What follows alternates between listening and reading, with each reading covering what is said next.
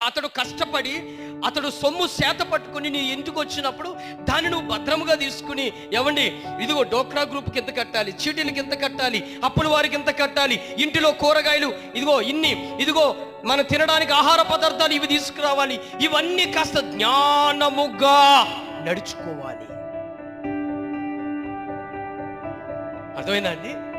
ఆ డబ్బులు ఇంటికి రాగానే ఏమండి నాకు పట్టు చేరుకోనండి, ఆ డబ్బులు ఇంటికి రాగానే ఏమన్నా బంగారం చేయించండి, ఆ డబ్బులు ఇంటికి రాగానే నాకు అది కావాలి, ఇది కావాలి, ఇది కావాలి, అది కావాలని నువ్వు ఆశపడితే నీ ఇల్లు ఏమైపోతుంది తెలుసా?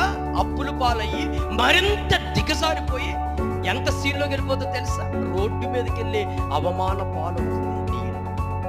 కాబట్టి పిల్లరా, మీరు చాలా జ్ఞానము కలిగి నడుచుకోవాలి. మీ పిల్లలు ఎవరి దగ్గర ఎక్కువ నేర్చుకుంటారో తెలుసా అండి? ఏమండి, చిన్న పిల్లలు ఎవరి దగ్గర నేర్చుకుంటారో తెలుసా? తల్లి దగ్గర నేర్చుకుంటారండి, తండ్రి దగ్గర ఎక్కువ నేర్చుకోరు.